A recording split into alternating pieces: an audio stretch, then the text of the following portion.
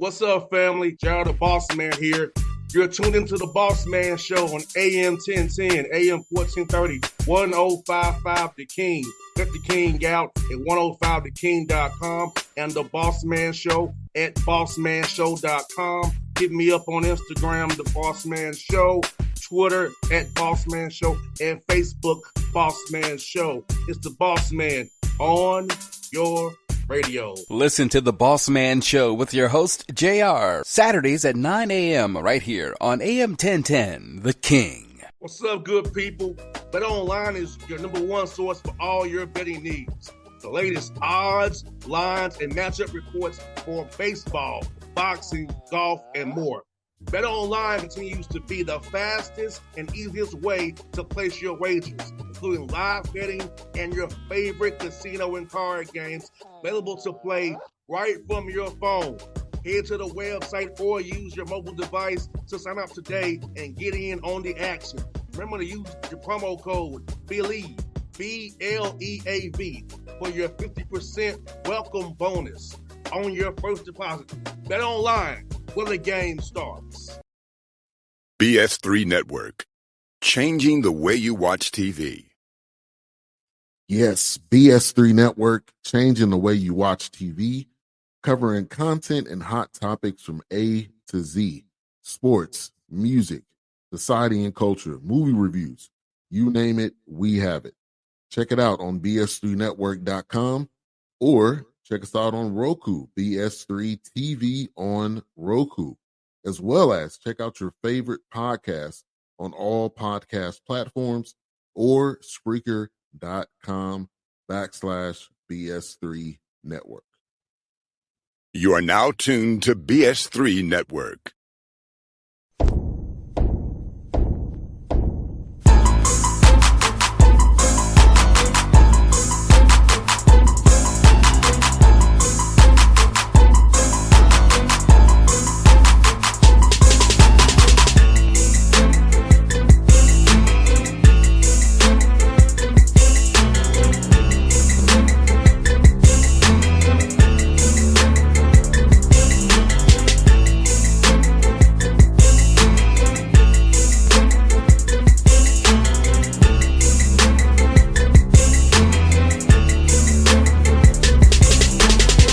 Back on the Bossman Show, friend of the show, Coach Barone, SIU Cougars on the bus right now here to Tennessee Tech with me. Coach, good to talk to you again. Brian, how's things up there with you guys and the Cougars, man?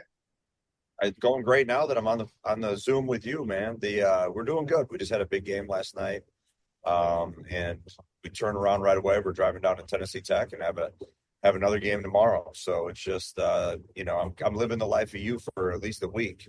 Yeah, I hear that, man. Hey, man, 16-8 on the year, which is great in the mid-major conference. 10-1 at home, 8-4 in a tough OVC. So, Brian, how happy are you with this team and how that's grown over this season from workouts to now, man? I told the guys about a week ago, and then we just kind of in the theme of it, just the joy I have being around this group of guys. They, every day. We're not perfect every day. We struggle at times. There's no doubt about it. But every day when we go to the court, there's like a genuine joy. Like we're out there kind of together. So I think our growth has been a huge part of our growth has been because of that togetherness. We've had some pretty big injuries. Arguably two guys that could log heavy minutes, starter type of guys that have been out for quite a while. My 7-footer's been out for the last 7-8 games. And, it's been kind of the next guy has stepped up. So it's been our development has been good. The league is the top of the league isn't quite where it was back when Ja was in the league. I mean, Murray State with Ja Morant. Now you have a lottery pick, pretty darn good. Belmont, Dylan Windler. But the top of the league's very good. And then the towards the bottom of the league, it's as good as it's ever been. So night in and night out, it's a battle. No doubt, man. When I go on ESPN, look at the scores, when I get a chance to watch it, I'm like, it's always a close, tight-knit battle, a possession or two here and there. The score may not reflect really how tough the game was. So every night it's a dogfight. So you guys have to be prepared every night, have scout discipline. So talk about that part of it, Brian, the preparation. Make sure your guys are locked in every night, because in this conference, it's hard to win, as you all know. Yeah, I mean, I think one of the biggest things is as a coach, it's a fine line. Like I want to know everything. I want to know every play. Like I want them to never score, right? I want it to be 75-0, because we think that as coaches we can do that. But I have a really good staff that prepares our game, scouts. Like when the last game is over, I already have the next scout on my desk, actually before the game, that previous game, and we do a pretty good job of giving our guys enough information to try to limit what the opponent is going to do best. We try to not overload them. With this particular group, we've really bought into, 3 or 4 things that we want to do every game, that we're able to do well. And we kind of, sometimes you get like, hey, let's stop this team. And you try to do things that you don't do well. We've tried to this year identify what we do well and how we can stop the other team's skills by doing what we do well, if that makes sense. And our guys have bought into it. No, it's actually you have a great mindset. That's what we do with the Hawks. It's like Quinn goes with concepts of what that we're gonna do. Yeah. It's about us. Then we'll adjust off of it in game, but if we have to, but we're gonna worry about what we do well, play our system, get our shots, then play our defense, and then we adjust if we have to. Yeah, no, I mean, it is like there's times where you almost don't give your own team enough credit. Like, the same way that we're trying to give the other team so much credit that, hey, this is what they do. This is how they score. And it's like, all right, well, we got to remember this is what we do. This is how we stop teams. You kind of put your best on best. Like, let's run your play, and we're going to run our defense, and vice versa. And it's hard because you want to control so much as a coach, but you also have to put a lot of trust into your guys just to simply make a play. And I have a group of guys that I trust to be able to do that. No doubt. And man, you also played a competitive non-league schedule, Brian. I mean, like competitive, like against teams that's really doing well right now. So talk about how important that was for your guys to get tested in the non-league play to get ready for the OVC gauntlet, to be prepared for when you all go to the Ford Center here in March. Yeah, I like hearing that. Like we gotta keep winning some games, but like I like that's kind of the mindset of our program now, whereas before it once wasn't. But no, I think when you put the preseason schedule together, you want to put a high quality opponent, but you also do it like kind of logistically in terms of like when games are scheduled. So when you look at our schedule early, we played Indiana, had a day off, played Illinois. Now, obviously, there's some financial implications to that because that's what you do when you play the high majors like that. But we'd also then turn right around and go to Indiana State, and then we had a quick tournament in Western Michigan. So then we followed that at the end with another road game. So we played 7 games in 15 days. It wasn't something I wanted, but it was something that I knew that when we had seen our conference schedule, we were going to be able to reference now. So right now, like we've just had, by tomorrow, we will have 4 games in 8 days. I don't know why our conference doesn't necessarily, but that's how they chose to do the schedule. So we wanted to emulate that early in the season, and we had some success. So we were able to kind of tap into that, this past week about, hey guys, this is what we've already done this once. We prepared ourselves logistically, and then we had quality opponents. Indiana State, obviously, going to Illinois, going to Indiana. You're in some dogfights every night early, and now we are again late. No doubt, man. It's all about that rest and recovery, and that goes to how that your strengths coaching, how you guys manage your guys. Because being in the NBA, as you know from your pops as well, man. You playing the 4 and 5s or 4 and 6s, and he can get to your legs and manage them the right way for sure. No, I mean it's a fine line too. It's like, all right, you want to like, do you practice? Do you walk through? Do you get shots? Is there a mental fatigue? And again, you just keep on tapping into the work that you've done. Hey, listen, this is June and July when we were out there in the sand. This is, when we were getting up early in the preseason, just simply to, test our mental. And we're able to, then as a coach, you got to really be able to pull back. Because I remember as a player, years 100 years ago when I played, there was a fatigue at times.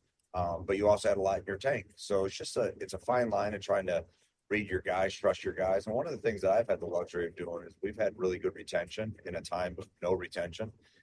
So I'm able to have this conversation with Rayshawn Taylor and Des Polk, who've been with me for 5 years. Like, hey guys, you guys going to lock in on a walkthrough, or do we need to guard a little bit today? And they've actually sometimes said, no, let's guard live a little bit.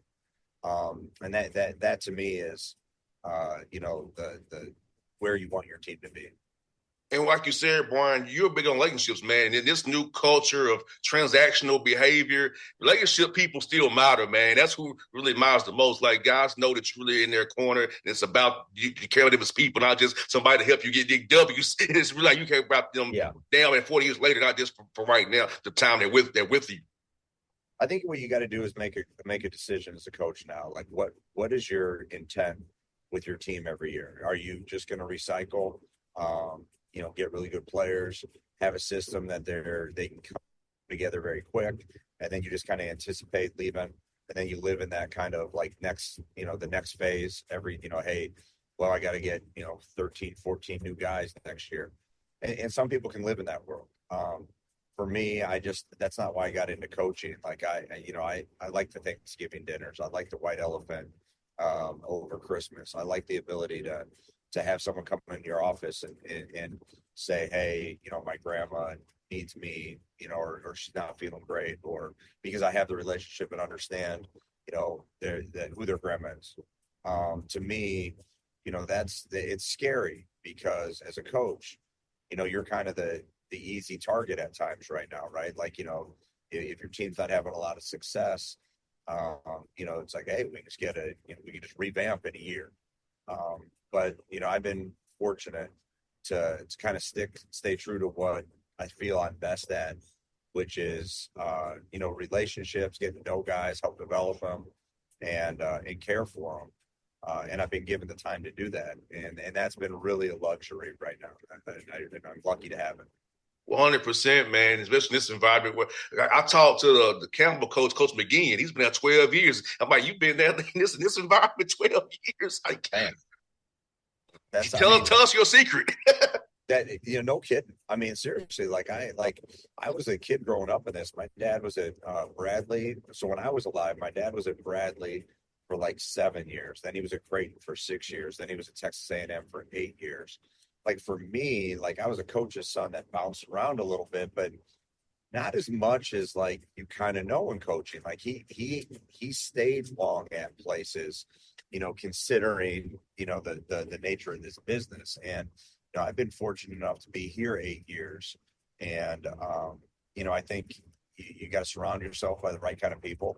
I think you got to obviously you got to develop guys and win. I mean that helps obviously keep your job, but you got to be in a situation where you appreciate the now, and you're not always looking for that next thing, because that's daunting and that can be all consuming. And if I'm thinking about the what if, I'm definitely wasting time on the now with this group of guys, and that's not fair to them. It's not fair to my family. It's not fair to these guys. So you try to do that. Like, you get caught up in the what if at times, no doubt about it. But yeah, longevity in this business is a luxury as well. 100%. And man, you're doing a good job with your guys sharing the ball, man. Talk about that importance for your guys being sharing that sugar per se, not getting stagnant, spacing the floor out the right way, and making defense worry about multiple guys, not just keying in on one or two guys and try to pack the defense that way. I'm going to use that tomorrow. I'm going to talk about sharing the sugar tomorrow. We got to dig deep tomorrow at Tennessee Tech. Yeah, that was a huge focus of us this offseason. I've always had really good. I've been fortunate to have good guards around me that can go get a bucket. Rayshawn Taylor's the school's all-time leading scorer, but he's a very good, he's a floor general. Like he could really do more than just kind of navigate with the bounce. Historically, I've kind of been ball dominant. I just didn't I thought for our program to take the next step, we needed to have more movement and basically, a level of togetherness offensively. Where you couldn't be game playing quite as well against. And that was a huge focus of us, some off-ball movement, sharing the ball. We do, we chart every shot after every game, where the shot is in the shot clock, if it was contested or uncontested. And our guys have really bought into that. You don't want to take a lot of those contested shots at 24 to 10 seconds on the shot clock, because that means you're not really trusting your teammates' movement, things like that. Where we struggle is when we do that. And I think it started really probably last May. when we were kind of putting our roster together. So, okay, this has got to be more of a movement type of team. And like Rayshon Taylor's probably averaging more points than he ever has. And he's probably averaging more assists than he ever has because of it. No doubt. He also shooting the ball well from three, over 34% from downtown. So, which speaks to that spacing as well as moving the ball, because if you move the ball, get them in rotation, you don't get an open shot on the back end one way or another. So, yeah, I mean, you got to, you don't want to be like, it's nice to have an open shot every once in a while, right? You don't have to always like hit that challenge shot. You got to tap into those just a few times a game. But, it also helps with your offensive rebound. If they're in constant rotations, then they don't have the ability to really find who they need to rebound all the time. So if you do miss the shot, you're flying in from the perimeter, which we need to do a better job of, but we've been doing a little bit better as of late. And then at the end of the day, like when everyone's touching the ball, everyone's a little happier, and you're willing to. It almost activates you on the defensive end. Like, yes. All right, I was involved. Like, yeah. So it's from that regard, it's like, I just want to touch it. Just let me touch the ball real quick. I'll give it back. I promise I'll give it back to you, and then we're all happy again. Hey, testament from here. Hey, if I got the ball, corner three, I got to take a shot. I just been hard on the floor. I sure did, Coach. I'm a living testament of that. If I got the ball, I gave more effort on the floor. I respect that. You know who you were. Yeah, yes, indeed, 100%, man. And you're doing a good job as well, limiting turnovers as well, valuing the balls. My dad would always say, he was coaching in high school, you have the whole program in your hands, so take care of that ball. So talk about limiting that turnovers on 11 per game, doing a good job of that. Yeah, that and I think part of it is because we're putting ourselves in position to have, we're not holding on to the ball too long. We're now those passes are a little bit more challenged. Willingness to give up the ball early allows you to not be in as many pressure situations. And then we have some really good guards. Brian Taylor has really, really developed into a premier guard in this league. Ray has been, a guard in this league for the last 4 years on the court, for 5 years with me. And I think, when you can kind of simplify it, give it to some people, that Declan Dillon is a fifth-year kid from Winona State that is his turnover ratio almost 3-1 up in the Division II Winona State, very well coached by Todd Eisner up there, who actually played for my dad at Creighton. And so, when you put a team together, you're looking at guys that value the ball and value winning. And I think that's been good at so far for us this season. Last one for you, Brian. Tell me what you're seeing on film from John Pelfrey's guy at Tennessee Tech, and what you got to prepare for tomorrow in Cookeville, man. Yeah, he does a really good job. If you look at his teams over the last few years, I feel like they kind of find themselves as the season goes on, which some teams lose themselves. And he does a good job of simplifying, in my opinion. They shoot the three very well. They're average right around 10 makes a game. I think they lead the league in assists. They have a couple versatile players that they're kind of match up, 6'5" to 6'8" guys that can space you a little bit, but also can take you down low with a level of physicality. And they cut really well without them. So, Coach does a good job down there. He's always had his guys prepared. I know they have, I think, 6 out of 8 at home. Down the stretch, they just won, I think, 3 or 4 on the road in a row right now. So they're finding themselves. They're getting healthy with their whole roster kind of back. Well, I don't want to say their whole roster, but I know one of their main guys is back that wasn't there a few weeks ago. So it's going to be a dogfight. We're on a 7.5-hour bus ride right now, and we had a late game last night. The women's game before us went to overtime. So we'll get there. We'll stop in Nashville, do a little walkthrough, continue on to Cookeville, and shoot and tip it up tomorrow. I hear that, man. Well, Brian, you're definitely living the NBA life this week, man. I appreciate you joining me from the bus, man. I appreciate y'all up tomorrow. Yeah, hope we're talking in March after you win the championship. We got that NBA bus life is what we got. We got the old NBA, but I wouldn't have it any other way. No, I appreciate it. We got a group of guys here. What do we do? We're hanging out. I'm coaching basketball. How lucky am I? No doubt, man. Brian, always a good talk to you, my brother. Hope to see you soon, man. No, thank you. I appreciate you. Always pulling for you. Thank you so much, brother. Thank you. BS3 Network. Changing the way you watch TV. Yes, BS3 Network, changing the way you watch TV, covering content and hot topics from A to Z. Sports, music, society and culture, movie reviews. You name it, we have it. Check it out on bs3network.com or check us out on Roku, BS3 TV on Roku, as well as check out your favorite podcast on all podcast platforms or Spreaker.com/BS3 Network. You are now tuned to BS3 Network. What's up, good people? BetOnline is your number one source for all your betting needs. The latest odds, lines, and matchup reports for baseball, boxing, golf, and more. BetOnline continues to be the fastest and easiest way to place your wagers, including live betting and your favorite casino and card games available to play right from your phone. Head to the website or use your mobile device to sign up today and get in on the action.